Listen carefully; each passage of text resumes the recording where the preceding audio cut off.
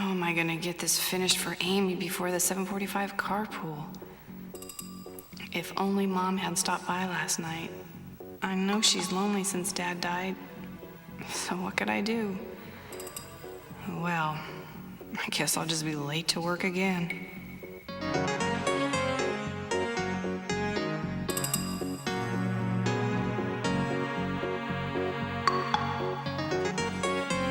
Hi. I thought you had a meeting.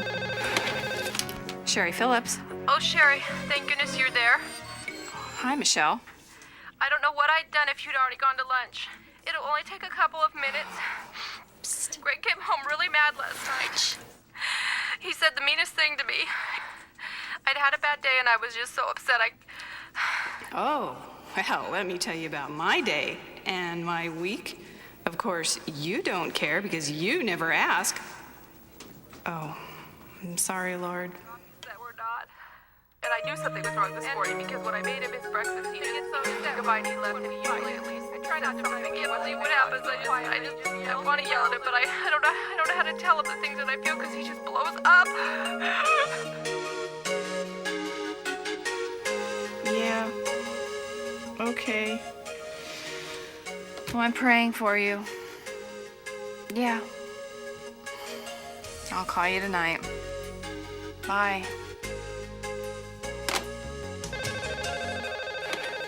Hello, Sherry Phillips. Yeah, Sherry, Dan here. Your phone's been busy forever. Listen, I know you're swamped, but I really need you to go over these proofs by tomorrow.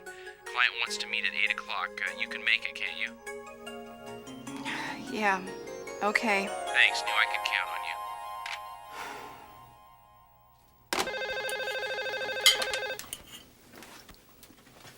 Hello? Sherry, I am in deep water. Margie was going to be the activities coordinator at the retreat, and she's now just canceled. She says she's just overloaded. Anyway, can you take over for her? I don't know, Phyllis. The weekend of the 20th? We were planning a family getaway that weekend.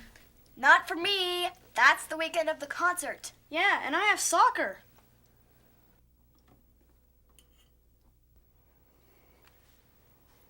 I'll be happy to help. Oh, thank you. Just send whatever Margie's done and I'll get working on it. What's the theme anyway? Oh, it's great. You'll love it. The joy of sacrifice. Great. I'll talk to you soon. Bye-bye. Hello, I'm Dr. Henry Cloud, and I talk to people like Sherry all the time. Sherry is trying to live her life the right way. She's trying to do a good job with her marriage, her children, her job, all of her relationships, and her Lord. Yet it's obvious that something isn't right. Life isn't working. Whether you're a man or a woman, you can undoubtedly identify with Sherry's helplessness, her confusion, her guilt, and especially her sense that her life is out of control. Sherry suffers from severe difficulties in taking ownership of her life. She isn't able to draw and maintain boundaries around what is hers, boundaries that would help keep out what isn't hers.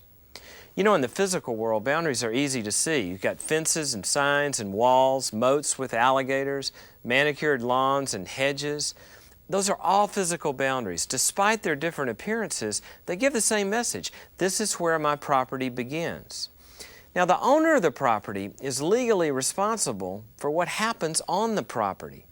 Someone who doesn't own it isn't responsible. Well, in the spiritual world, boundaries are just as real, but often harder to see. The goal of this session is to help you define your intangible boundaries and to recognize them as valuable tools for living a healthy life. Boundaries keep us from taking on things we shouldn't, helping us not get overcommitted, and eliminating the stress that goes with that kind of busyness. Boundaries free us to love other people so that when we're loving them, we're not resenting them at the same time. Healthy boundaries mean a life in balance and the ability to care for yourself and when and where appropriate, to care for others. Boundaries define your soul and they help you to guard it and maintain it. You know, just as homeowners set physical property lines around their land, we need to set physical, emotional, and spiritual boundaries for our lives to help us distinguish what's our responsibility and what isn't. As we see in Sherry's struggles, the inability to set appropriate boundaries at appropriate times can be very destructive. Sherry has great difficulty knowing what things are her responsibilities and what aren't. And in her desire to do the right thing or to avoid conflict, she ends up taking on or owning problems that God never intended her to take on. Let's look at some of them. Her mother's chronic loneliness, her boss's irresponsibility, her friends' unending crises, and the list goes on. Sherry also fails to take responsibility for herself, her poor choices, her non-existent limits, her unhappiness, and this list goes on too. What causes such weak boundaries or boundaries that don't exist at all? Well, a variety of things. Past hurts, poor models, and sometimes misunderstood Christian teachings. Whatever their root, it's easy to see that Sherry needs clearly defined boundaries, and so do you and I. Boundaries define us. They define what is me and what is not me. A boundary shows where I end and someone else begins, leading me to a sense of ownership. And healthy boundaries are what we'll be working towards in this session and the 8 to come.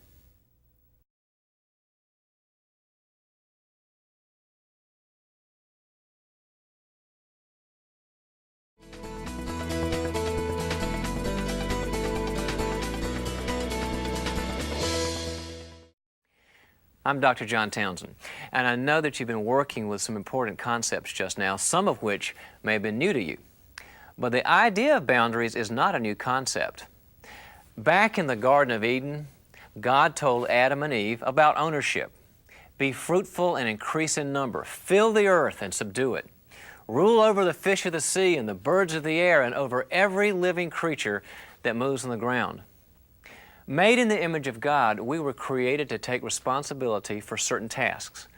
Part of taking responsibility, or ownership, is knowing what is our job and what isn't our job. It takes wisdom to know what we should be doing and what we shouldn't. The Bible tells us clearly what our parameters are and how to protect them, and we'll be looking more at that in coming sessions. Right now, let me remind you once again of the importance of boundaries. Knowing what I should own and take responsibility for gives me freedom. If I know where my yard begins and ends, I'm free to do with it what I like. But boundaries do more than just allow us to care for ourselves. They also help us care for others in a healthy, Christ-like way. Maintaining boundaries, or put differently, taking responsibility for my life, helps me to recognize that I have choices and that I don't need to be limited by circumstances or other people. I can take greater control of my time and my energy and my resources, and I can find freedom to serve others in the ways that I choose. This freedom that comes with knowing boundaries leads to love, because love requires freedom. If you have to do something for someone and you don't have a choice in the matter, you're doing that something under compulsion rather than acting in love. You are doing that something in fear of either the person's withdrawal or their attack, or just to avoid your own feelings of guilt. But if we're free to say no, then when we do choose to give, we are giving out of love, and our service is truly Christ-like. As you saw in this session, we need to take responsibility for feelings and attitudes and beliefs, choices and thoughts and values and limits and talents and our desires and our love. All of these lie within our boundaries. But taking care of what lies within our boundaries isn't easy. Neither is allowing other people to take care of what lies within their boundaries. Setting boundaries and maintaining them is hard work, but you've taken an important step today. See you next time.